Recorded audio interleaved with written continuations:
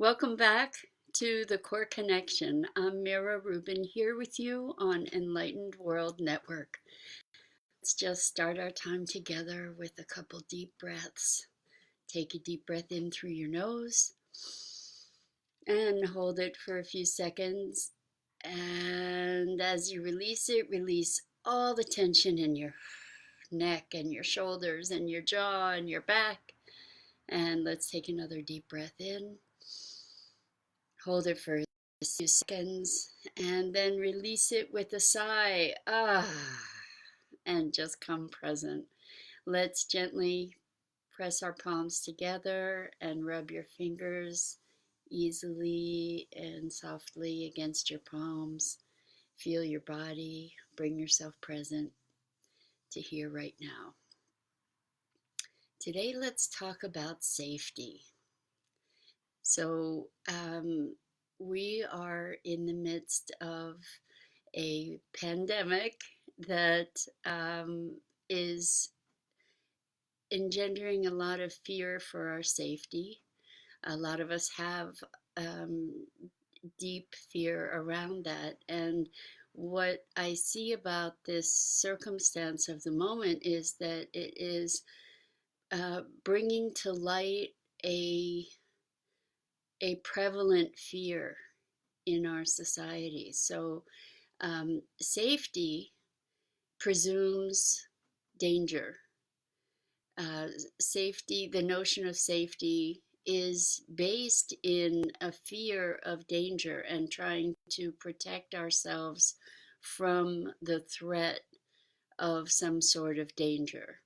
So when we take precautions to ensure our safety, what we're doing is protecting ourselves from a perceived danger.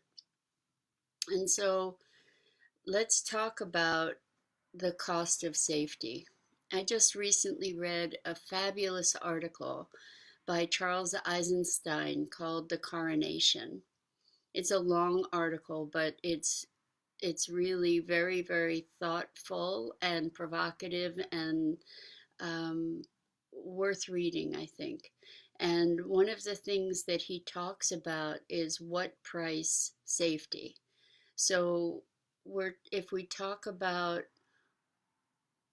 safety versus freedom, and I don't know if that's a correlation that most of us would make initially, but let's take a look at it. So when 9/11 happened, we gave up a lot of our civil liberties and a lot of our freedoms in the name of safety, where we have much greater security in airports and we go through body scans and um, we submit to x-ray as we go through security in airports.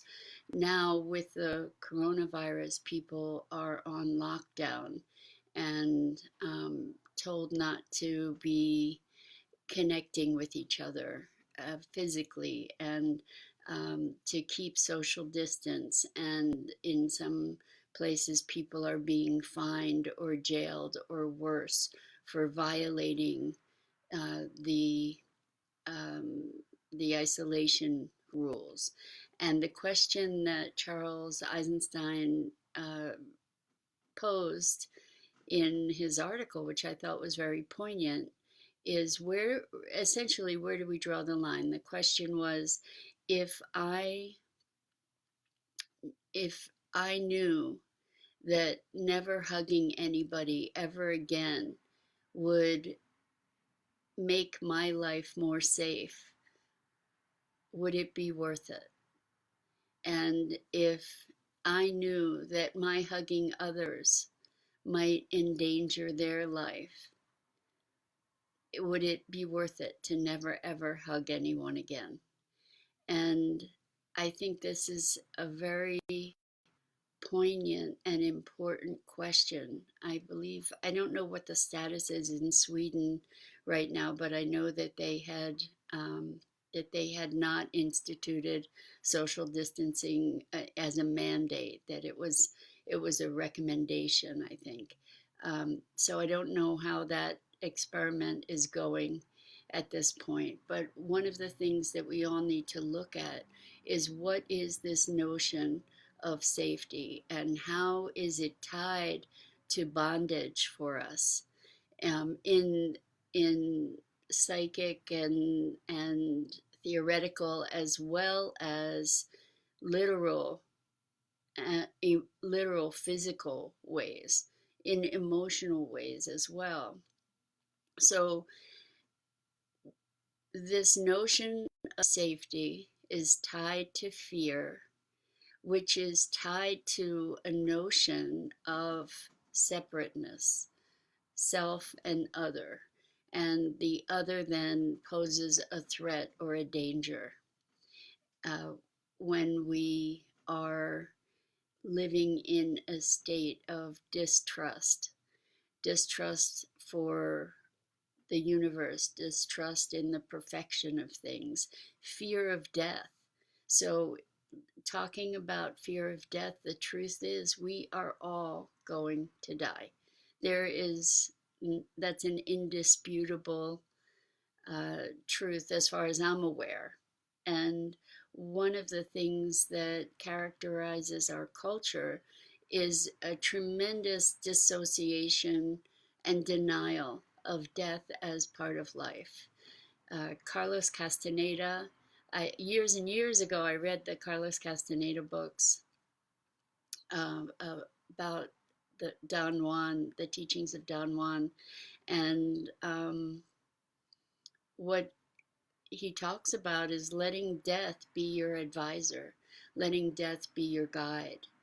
And I think in this time where we are confronted by a global threat to personal death and a threat to humanity that is very overt, what we get to look at is what makes life worth living. What is it that imbues us with the quality of vitality and really engenders the life force that is at the foundation of life. So let's make a distinction between life or living and surviving. And the truth is that we don't survive. So at some point, we die. And then the question comes, what is the quality of the lives we are living? And what price do we pay for fear or perceived safety in the face of the cost to the quality of our lives? So is it worth the price we pay to, if this goes forward, to give up social connection, to give up a hug, to give up our freedom and our sense of connection? Is that life worth living? And I'm not saying it isn't.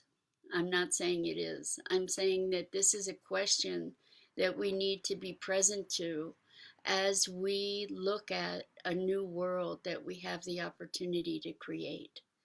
And I think that the counsel to use death as an advisor would be well adopted now, because in facing death, we get to evaluate the quality of the lives we're living. And we get to make choices that empower us to live better. And another question in the context of fear and safety and connection and separation and life and death is what quality of death are we allowing ourselves? So the thought of dying in isolation in a hospital connected to machines, is that what traditional cultures would call a good death? Is a good death a death surrounded by your family? Is a good death a death that occurs when the machines that you're attached to can no longer keep you alive? Is a good death um, being in the presence and arms of loved ones? So I encourage you to look at these challenging questions and to look at what safety means to you, because the truth is, in a bigger scheme of things, there's no such thing as separation. There's no such thing as danger. There's no such thing as safety. If you allow yourself to come from the possibility that this is perfection, that we are not our bodies, that we are having an experience of humanity here, that this is all transient, and that there is no defeating death in its physical form, but that we are consciousness beyond that. And from that context, if we allow ourselves the connection and the presence to our our light and our soul self and um, our beyond humanness, then we have the capability to be more present to the vitality of life itself. So intense stuff, but I would love you to engage with me, to be thinking about allowing death to, or our imminent death, to counsel us to living lives that are rich with love, connection, and experience, and maybe rich with all kinds of experience, rich with the good and the bad, the beautiful and the ugly, because that's what life is. It is ours to experience. And so I encourage you, or I invite you to look beyond the notion of safety to allowing the perfection of what is, and in that embracing the richness of life itself. That's it for today.